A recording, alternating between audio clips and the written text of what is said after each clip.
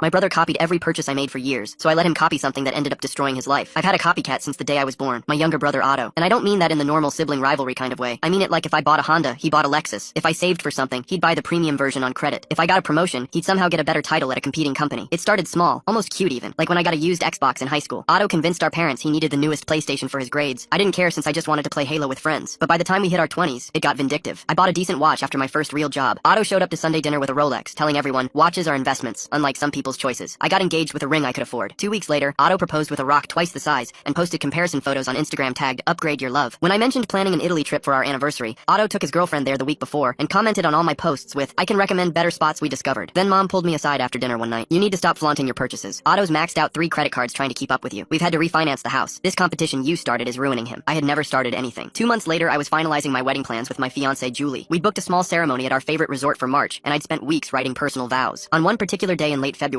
Otto announced he was eloping the following weekend with his girlfriend, but he didn't just elope. He booked our resort, hired our photographer, even called our florist claiming there was a mix-up with the brothers' weddings. He literally had our wedding before us. But the worst part came when I saw his ceremony video online. He was reading my vows, word for word, the same ones that I'd spent weeks writing and had left the paper at my parents' house. Julie watched those words coming out of Otto's mouth and collapsed. She cried for hours and kept saying, those were supposed to be mine. Ours. He just stole your vows like it meant nothing. We postponed our wedding indefinitely. That's when I decided to give Otto exactly what he wanted. A competition he couldn't win. I found the perfect trap. A beautiful colonial house from the outside, but a nightmare underneath. The inspection report from a realtor friend showed foundation cracks, black mold, flooding basement, and termite damage that would cost a fortune to fix. I started talking about the house at every family dinner, calling it a prize I desperately wanted. I showed mom fake mortgage paperwork for more than we could actually afford. I acted obsessed with that particular house, making sure Otto would hear me every time. And after 3 weeks of building suspense, I announced that I'd given up because I couldn't save enough money. I even looked devastated. That house was our dream. I hope no one else buys it so I can get it back in the future. I knew Otto couldn't resist, and sure enough, he started hunting for it immediately. He found it on the market instantly, and the sellers had staged it brilliantly with fresh paint hiding water stains and furniture covering damaged floors. Otto didn't even tour it properly, and already made an offer on the first visit. He even waived the inspection to beat the imaginary competing bids I kept mentioning. And a week later, when he met me, he couldn't stop grinning. Remember that house you couldn't afford? I just closed on it. Looks like it was meant for me and not for you. You should probably look for something cheaper. I didn't say anything back, knowing full well the disaster that was about to come. During the first month, his basement flooded during a light rain. Otto called me panicking at midnight, but I let it go to voicemail. Then foundation cracks spread across the walls, and he realized he desperately needed repairs, otherwise the house would collapse. But those repairs cost money. Money that he didn't have after having bought a house in such a haste. So Otto showed up at my apartment uninvited, looking haggard. His clothes were wrinkled and he had dark circles under his eyes. He stared at me for a long moment before speaking. You knew about that house. You did this on purpose. I just shrugged and told him I'd never even gotten inside to see it, and besides, he had bought the house on his own. He couldn't prove anything. Our parents had already given him their savings for the down payment, and he ran out of money. 6 months later, Otto was in the middle of a divorce with his wife and living in our parents' basement. He told everyone I'd set him up, but he sounded more like a broken record than an actual victim.